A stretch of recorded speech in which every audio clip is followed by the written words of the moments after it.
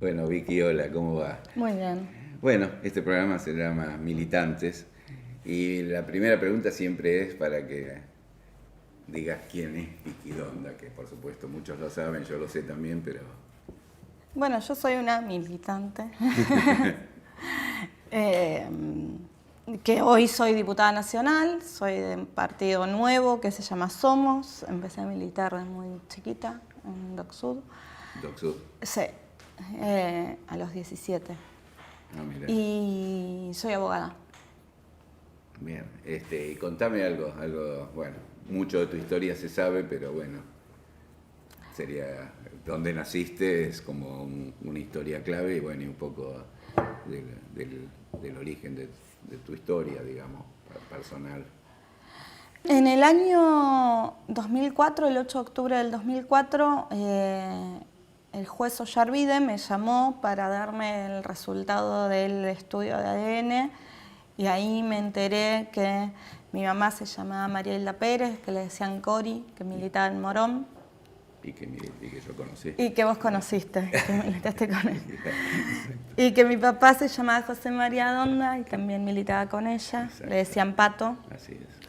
Uno muy alto y uno muy bajita. Eso me lo contaste vos. Y yo supongo que salía mi papá, Y ¿no? sí. Más tirando a tu papá que a tu mamá. Sí. Y bueno, ahí me enteré de eso. Y después fui reconstruyendo esa historia con gente que los conoció, Claro. como vos, bueno, como otra gente. Pero siempre seguí militando, tal vez de otro lugar. Fui reconstruyendo, por un lado, mi identidad biológica y por otro lado, construyendo la identidad que construimos todos. Claro, porque vos tomaste la decisión de militar independientemente de tu historia de vida porque no la conocías. Sí, yo empecé a militar bastante tiempo antes de saber que era hija de desaparecida. Claro. ¿Y cuál fue la motivación o tus referentes de ese momento, tus motivaciones, no sé? Yo empecé en realidad yendo a un grupo juvenil de una iglesia y Ah, mira. había cosas que me molestaban de la realidad. Claro. Y la política siempre me pareció una buena herramienta para cambiarlas. Ya desde niña, desde Sí. joven. Siempre fui bastante bocona, así que... Disruptiva, digamos. Sí, ponele. También es una forma más elegante de decirlo. Así que, nada, de chica me interesó la política. Y me llevaba re mal con el profesor de historia, que era Mira, insoportable. ese es un dato, porque es donde uno entra a confrontar un poco. Me llevaba muy mal mirada, con él, ¿no? pero él me sacaba del aula, no me dejaba discutirle. Ah. Me sacaba del aula, sí, iba a una poquito escuela de autoritario. monjas muy democrática yo. Sí. Y el cura del colegio me confesaba, porque me hacían ir a confesarme. Entonces ya hubo un momento que no tenía tantos pecados, en ese momento. Claro. No había tantos pecados. Era demasiado chica. Tenía 15 años. Y el cura empezó a enseñarme historia, pues si no, no iba a saber nada, porque todas las clases el profesor me sacaba.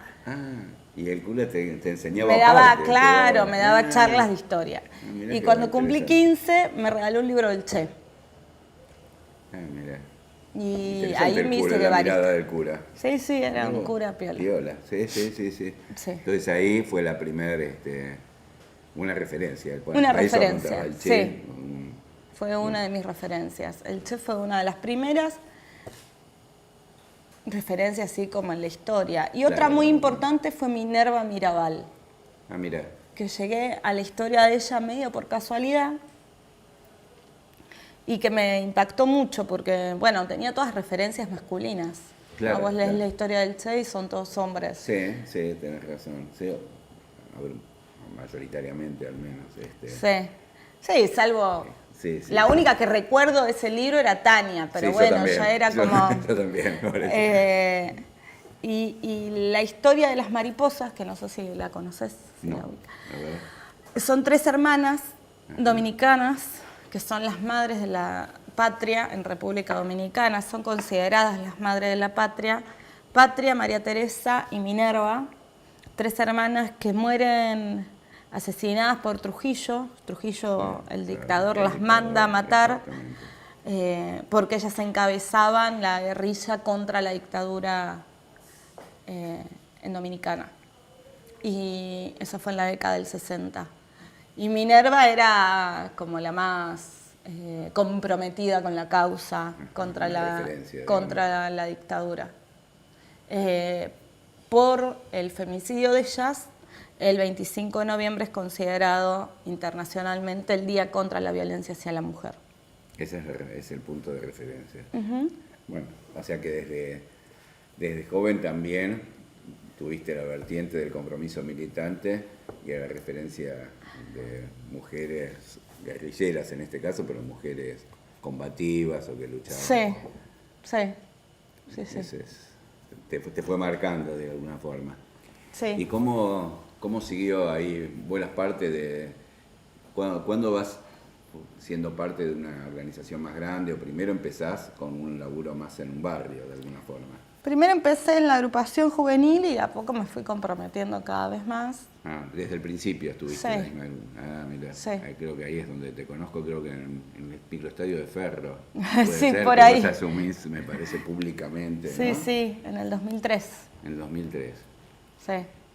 Y yo vi que en tu vida, digamos, aparece fuertemente la política y también la lucha por los derechos humanos aparecen, ¿no? Como dos, o más desde la perspectiva política. Sí, más desde la perspectiva política, porque en realidad cuando me entero que mis papás y mi mamá estaban desaparecidos y que yo era una de las nietas que buscaban las abuelas, empiezo a comprometerme más con algo que ya estaba comprometida de antes. Claro. No fue algo nuevo.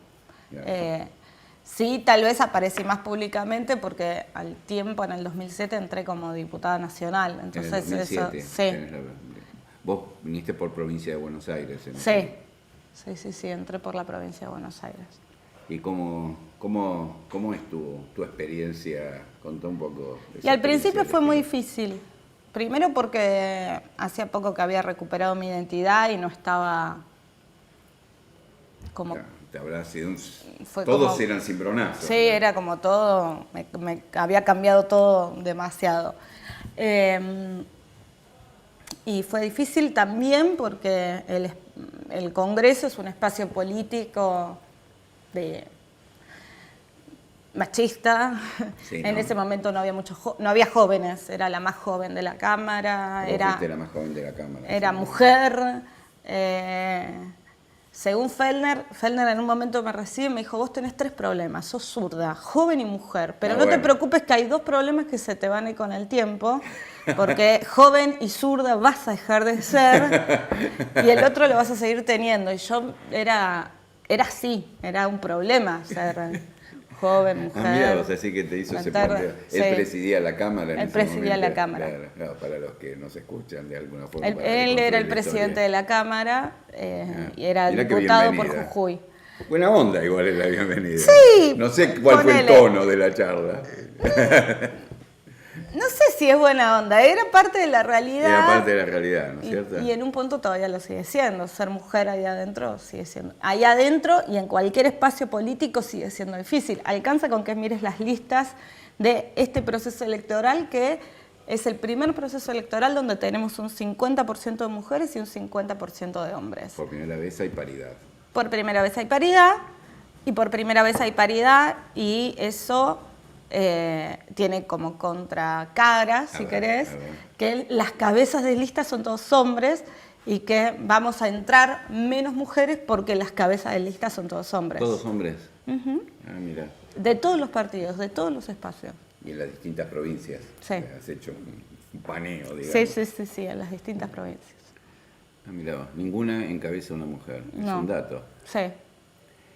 Y aparte, bueno, es un proceso de reconstrucción también de representaciones, ¿no? Es un proceso de construcción de representación pública femenina, digo, porque las mujeres hemos estado subrepresentadas en la política históricamente y es un proceso que tenemos el desafío de empezar a cambiar.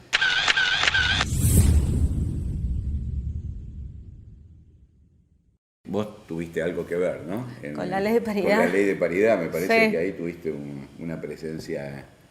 Sí, la tratamos... disruptiva también, ¿no? Sí. Inesperada, creo, por lo que recuerdo de ese día, por lo menos. Fue inesperada por algunos, otros la esperábamos. Otros, me imagino, preparada por unos, esperada por otros, ¿no?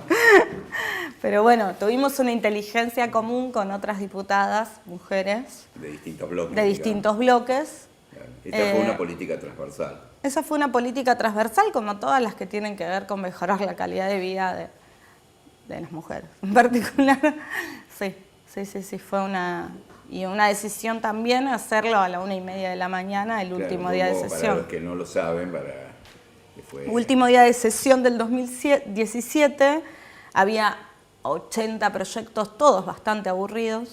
Me imagino. Y a esa hora... Y a la 1:30, 2 de la mañana decidimos presentar una moción de orden, que es una cuestión reglamentaria, que cuando un diputado o diputada presenta una moción, se tiene que frenar el tratamiento de la agenda del día. Pero necesitas un quórum especial. También, pero necesitas, ¿no? 2/3. Entonces había que ver que algunos se hayan ido a dormir, porque si no, no se van a dar. Algunos que no estén. Que no le cabía esto de, de la paridad de que género, esto del 50%, de 50 era demasiado. Es como mucho. Sí. Así que estuvo fríamente calculado. Estuvo fríamente calculado, contamos. Nos despertamos cuando había que despertarse. Los despertamos también porque se pusieron todos como... Claro, ¿Qué está pidiendo esta chica? Claro. Bueno, pero la sacamos. Salió.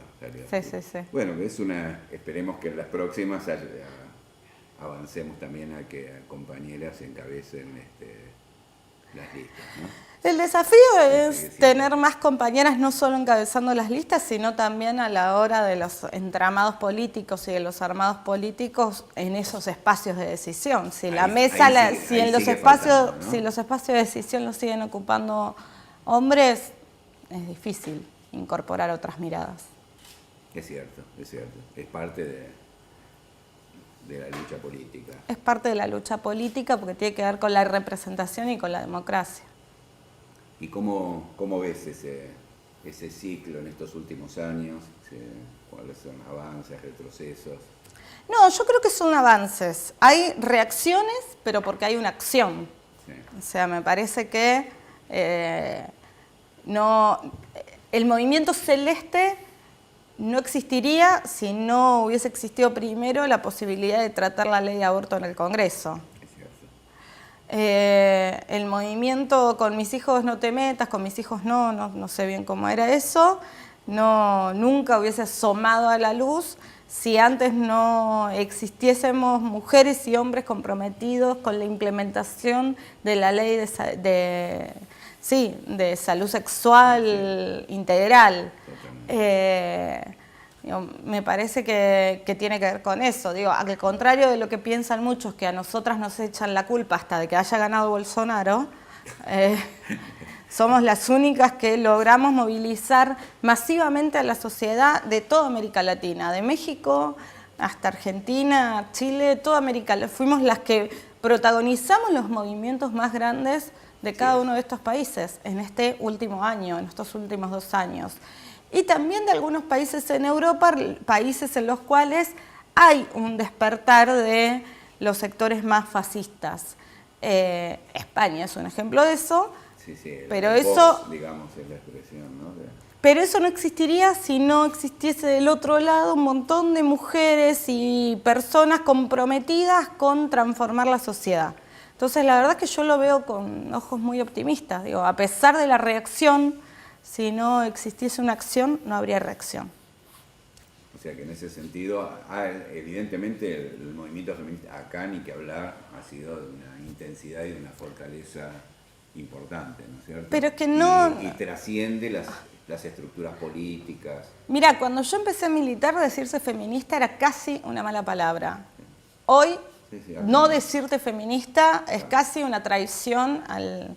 Aunque no lo seas, porque me parece que tiene que ver con una construcción, con una práctica.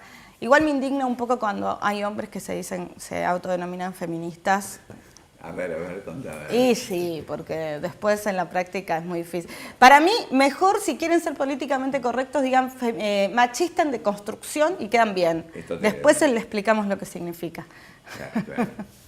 Ves que todavía para eso lo ves un poco Y es que vivimos en una sociedad donde el patriarcado tiene siglos y siglos de dominación y de ser el sistema social más extendido mundialmente. Entonces, de hecho, es un debate en las propias mujeres también, el de asumirse o no asumirse como feministas, ¿no? es un debate en las propias mujeres y Digamos, coincido porque, que hay un nivel de de alienación muy importante también en todas las mujeres. O sea, Freire decía que no existe sistema opresor si si no hay oprimidos que participan de ese sistema de ideologías, de ideas. Entonces, hoy se ve bastante eso. Bueno, en otros aspectos políticos que no son tan diferentes, claro. Porque hablar de patriarcado y de modelo injusto también es hablar de capitalismo y sobre todo de un capitalismo como el que nos está mostrando Macri hoy.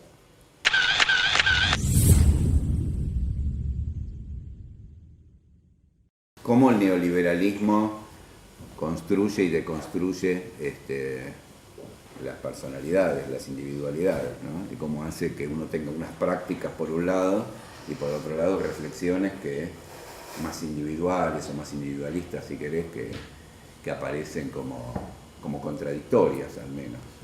Porque el neoliberalismo, el capitalismo es un sistema de dominación que ha logrado tener el poder y que todavía no fue... Ese poder todavía no fue deconstruido por ningún otro sistema porque no logramos desde los sectores populares tener un sistema que pueda reemplazar hoy al capitalismo. Entonces, el individualismo es como el germen de ese capitalismo que hoy conocemos.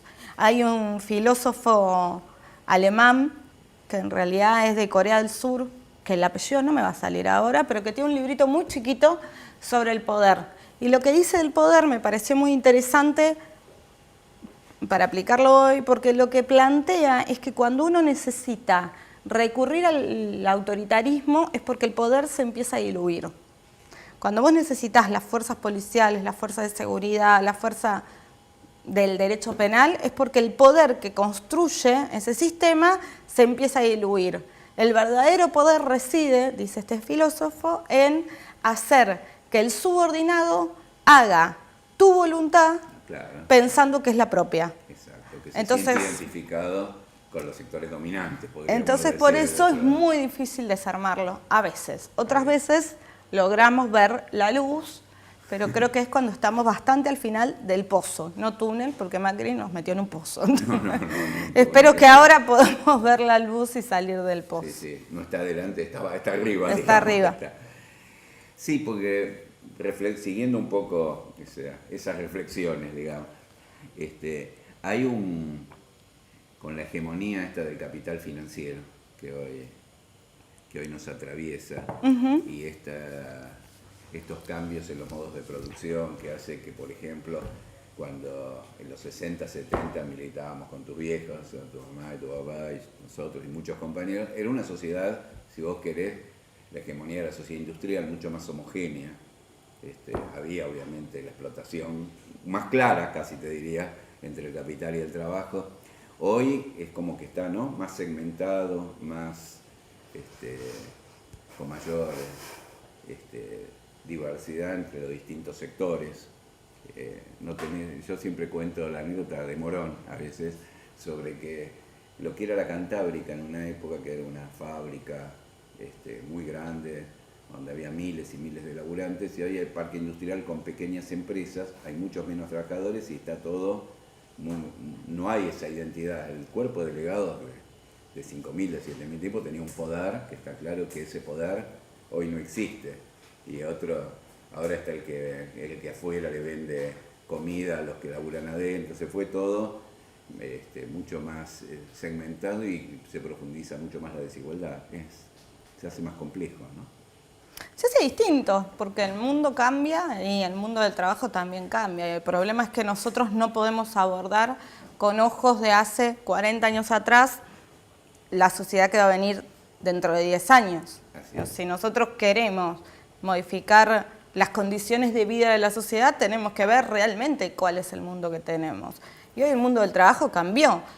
¿Cambió resultado de qué? Y entre otras cosas del desarrollo de la tecnología. Digo, no solo del desarrollo y la diversificación del mundo del trabajo, del mundo del capital, sino también del desarrollo de la tecnología. Entonces, el pensar, por ejemplo, ¿no? El pensar que la puerta de entrada para gozar de los derechos sigue siendo el trabajo. Los que vienen del peronismo, que no es mi caso, pero los peronistas tienen una frase, esto de que el trabajo dignifica, ¿no? Y está como muy metido en la sociedad, el trabajo dignifica. El problema es cuando no hay trabajo, porque hoy el pensar que vamos a vivir en una sociedad de pleno empleo es casi una utopía, ¿no? Por ahí es la diferencia, debatiendo, Sí. sería empleo y trabajo. Probablemente ahí hay una diferencia. Está claro que en la sociedad que yo te relataba de la que veníamos o de la que viene originalmente el peronismo, había un empleo masivo. Exactamente, Hoy, bueno, esa sociedad de pleno empleo es una sociedad que le va a dejar paso a una sociedad distinta, donde el trabajo es diferente, ¿no? Porque el trabajo va a seguir estando como elemento que genera plusvalía. Ahora los métodos de empleabilidad son diferentes. Entonces, si nosotros seguimos pensando en que para vos acceder a las vacaciones, tener obra social, tener asignación por hijo, tener acceso a un plan de viviendas, a un auto, tenés que estar empleado en forma efectiva, y vamos a tener problemas, porque hay una parte de la gente que no va a acceder a eso. Entonces hay que repensar la sociedad. ¿No? Hay un movimiento, ¿no? Por ejemplo, bueno, vos sos parte de esos movimientos populares, no solamente que expresan el feminismo, sino que expresan a aquellos que han quedado, si querés, excluidos de la formalidad del mundo del trabajo. Claro, los trabajadores informales, y en realidad el planteo ahí es si nosotros empezamos a decir que el acceso a gozar de los derechos no es el empleo, sino que es el ser ciudadano, ciudadana. Y que no hay ciudadanos de primero, ciudadanas de segundo. Entonces, eso te permite a vos plantear un piso de derechos más alto que el que tenemos hoy. Si no, seguimos pensando como piensa esta sociedad neoliberal, o como quiere instalar la sociedad neoliberal, que el que no está empleado en forma efectiva, pero trabaja en casa de familia, trabaja vendiendo cosas, trabaja en su casa, trabaja en su casa como freelance, como fotógrafo, trabaja de otras formas, es un vago. Es un vago que no hace nada, una vaga que no hace nada, una ama de casa que no trabaja. Bueno, si seguimos pensando así, vamos a tener cada vez más problemas, porque esa población cada vez se va a hacer más grande. Y sí, evidentemente los cambios en el capital están generando ese proceso. Y sí, expulsión de los empleos más estables y reemplazar esos empleos más estables, además por gente cada vez más capacitada.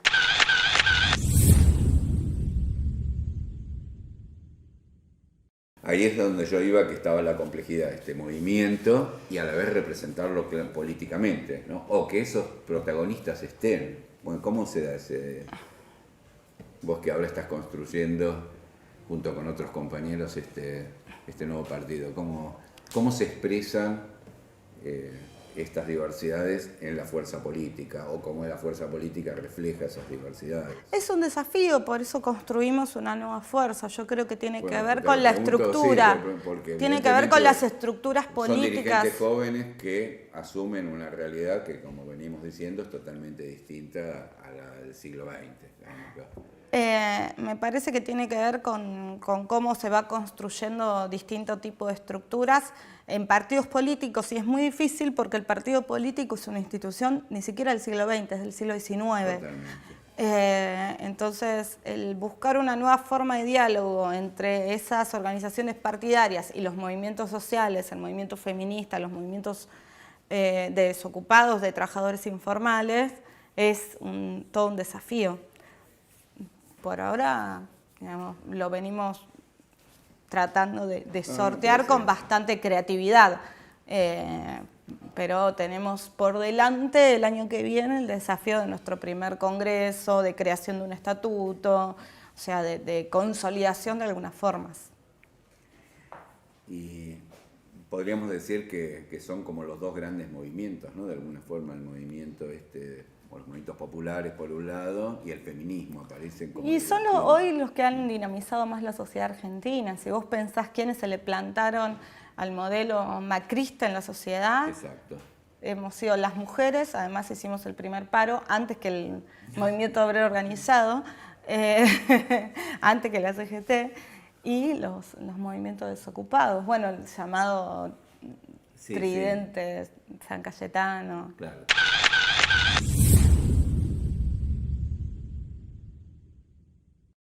Bueno, vimos un poco esa situación. Yo lo que quería ver es cómo ves América Latina en este contexto. ¿Cuál es tu mirada? Sabemos cómo estamos en nuestro país, pero bueno, cómo... América Latina... De una década distinta, evidentemente ha habido cambios. América Latina yo creo que tiene por delante, primero hay una ola conservadora que viene soplando, tal vez con algún airecito fresco ahí por México y hay que ver cómo le va a López Obrador en un país realmente muy difícil, donde una parte del territorio no la maneja el gobierno mexicano, sino que cae en la guerra contra el narcotráfico que los yanquis han instalado en la región. Pero de todas formas es una esperanza lo de López Obrador en México en particular. En el resto de América Latina creo que tenemos hoy nosotros en Argentina el desafío por delante de vencer al macrismo, porque creo que Macri sigue siendo el mascarón de presentación del neoliberalismo en la región. ¿Por qué? Porque Bolsonaro no termina de ser confiable para los sectores de poder. Entonces, por eso el apoyo internacional... Macri es la punta de lanza. Me parece que sí, que por eso los guiños de un sector del poder de afuera, ¿no? Sobre todo de los Estados Unidos y de una parte más conservadora de Europa. Dicho esto, también me parece que son proyectos con menos sustancia que en los 80, en los 90. Y que desde los sectores progresistas, de centro izquierda, populares, vamos a decirle, tenemos un desafío, que es revisar la década anterior para ver por qué han sido procesos que han terminado mal muchas veces. Digo, por lo menos uno pensaba que los grados de conquistas iba a haber menos retroceso de lo que en alguna medida podría decirse. Y bueno, ahí está Brasil con Bolsonaro en el poder, con Lula preso todavía. Ahí tenemos Venezuela sumergido en una crisis política y económica humanitaria. Tenemos la resistencia de Evo, pero también ese proceso empieza a mostrar signos de agotamiento y creo que eso lo que hace es llevarnos necesariamente a la reflexión de qué es lo que nos ha pasado. Y por lo menos desde Somos, el planteo que tenemos es empezar a revisar la modificación que le queremos realmente hacer a los elementos, a los pilares de la matriz productiva de nuestra región, ¿no? Si nosotros seguimos siendo proyectos políticos progresistas, populares, que se apoyan en el extractivismo y en los sectores financieros, vamos a tener claramente fecha de vencimiento. Podemos ser un país con un proyecto extractivista profundo y con mayores niveles de inserción social, sí podemos. Sí podemos desde el modelo vaca muerta tener un Estado que reparta más los recursos. Ahora eso en algún momento se va a agotar. Entonces el pensar qué tipo de industria, qué tipo de matriz productiva queremos ir construyendo para dejarle paso a una sociedad mejor y más justa es necesario. Eso puedo decir que sería un debate para nosotros, pero también para América Latina. Para toda América Latina. Vos hoy vas a Brasil y el progresismo tiene el mismo debate, digo, además de debatir cómo lo sacan a Lula, o cómo reconstruyen ese sector popular, porque me parece que también es el desafío. Hay que pensar cómo hacemos para que no te vuelvan a ganar y para en realidad terminar ganando el sentido común de la sociedad en términos gramscianos, ¿no? Esto, el sentido común que planteaba Gramsci. ¿Cómo hacemos para ganar ahí, en el sentido común de la sociedad y que no nos vuelvan a ganar esas conquistas? Yo te doy un ejemplo. Durante el kirchnerismo votamos 2 leyes muy importantes, distintas, muy importantes. Una, la ley de medios. La otra, la ley de matrimonio igualitario. La ley de matrimonio igualitario, que son 2 avances en distintas áreas, pero fundamentales, no pudieron retroceder con la ley de matrimonio igualitario. ¿Por qué? ¿Porque están a favor del matrimonio igualitario? No, porque cambiamos el sentido común. Porque hoy a nadie se le ocurriría decir que 2 personas, porque son del mismo sexo, no pueden amarse. O bueno, no a nadie. Hay algún cromañón por ahí que todavía lo puede decir, pero a la mayoría de la sociedad no le parece. ¿Por qué? Porque hemos logrado transformar ese sentido común de la sociedad. En cambio, con la ley de medios no lo logramos hacer. Y fueron para atrás de un plumazo. ¿Los intereses que se tocan son distintos? Sí, también. Es mucho más difícil modificar eso que modificar las bases del matrimonio. Y la verdad es que no sé qué tan difícil es porque fuimos el primer país que lo hicimos. Ahora, sí es cierto que con una pudieron avanzar y con la otra no. ¿Y eso por qué es? Porque nosotros no logramos establecer una nueva forma de comunicación que sea diferente. Entonces me parece que ahí es uno de los desafíos. Ganar no solo las elecciones, sino ganar en el sentido común de la sociedad. Lograr transformaciones que sean defendidas por la mayoría. Por ahí esto está vinculado a un tema que a mí me parece que está ligado a lo que vos planteás, que es cómo vincular las políticas de Estado, llamémoslo, para ponerle un nombre, y la organización popular, o la conciencia social, o como se le quiera denominar, pero que de alguna forma tiene que ver. Yo lo vinculo, a veces tomo el ejemplo del movimiento de derechos humanos, ¿no? Que tuvo en las políticas de Estado, sabemos, en los 80, 90, en el Estado retrocesos. Sin embargo, el movimiento como tal preexistía y estaba arraigado en esa sociedad, por lo tanto, hoy aparece el intento del 2x1 y hay una movilización importante, como parecido a lo que vos planteabas antes. Bueno, en cambio, a veces cuando no está arraigado en esa sociedad, cuando no hay una masa que lo defienda de alguna forma, un núcleo fuerte, eso sucede, ¿no? Entonces, creo que tenemos ese desafío, ¿no? Sí, ¿Cómo no, vinculamos coincido. Políticas de Estado con organización en la sociedad, imponer una hegemonía cultural, ¿no? Exacto, eso me parece que es lo que hay que tratar de hacer. Y ahí vendría a los tiempos de hoy, ¿qué pasa con este proyecto de unidad del campo popular, de disputa contra el neoliberalismo, en este caso encarnado por Macri? Y bueno, ¿cómo ves esto desde esta nueva fuerza que creaste y que sos parte de este reencuentro de alguna forma de sectores políticos que por ahí estuvieron juntos o estuvimos juntos a principios de este siglo y después avatares fueron dividiendo el campo popular y hay un proceso de reunificación, daría la impresión? A mí me gusta, primero me gusta mucho el estilo de Alberto. La verdad es que me siento muy identificada y en particular con algo que él plantea, que es vamos a volver pero vamos a ser mejores. Y ser mejores implica un montón de cosas. Implica poder discutir la matriz productiva, implica discutir la matriz impositiva y si realmente no necesitamos una modificación de cómo se recaudan los recursos y cómo se reparten esos recursos. Implica, es un tema pendiente. Es un tema pendiente y que nunca hemos tocado.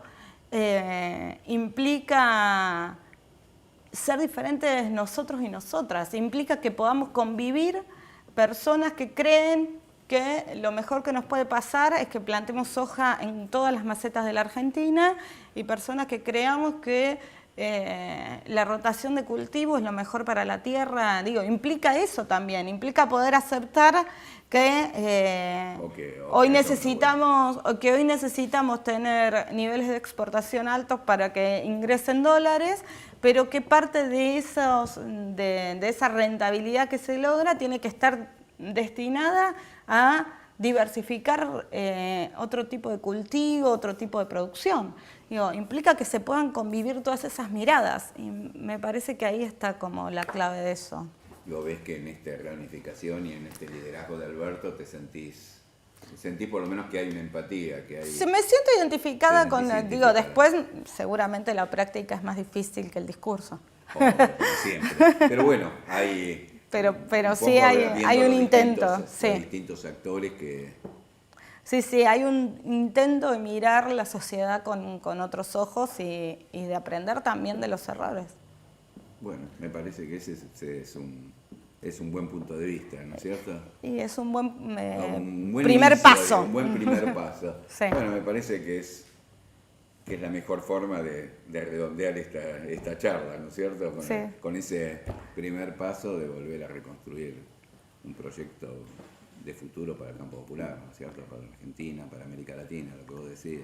Sí, yo creo que Argentina es muy importante en la región, no solo para nosotros, sino para toda la región, que nos están mirando con la esperanza de que rompamos esa punta de lanza acá en Argentina para también darle paso al nacimiento de algo nuevo en toda la región. Pensemos que estamos en un mundo que, como el capital cambió, el mundo también. Totalmente. Necesitamos ampliar miradas, tener una concepción de la integración latinoamericana también distinta, y en eso creo que es fundamental recuperar el Estado y construir un Estado distinto. Es un desafío que seguramente tus generaciones y las nuevas generaciones van a tener un mayor protagonismo, así que Bueno, esperemos. Sí, ¿no? aportaremos lo que podamos. Con Enrique, un gustazo. Muchas gracias.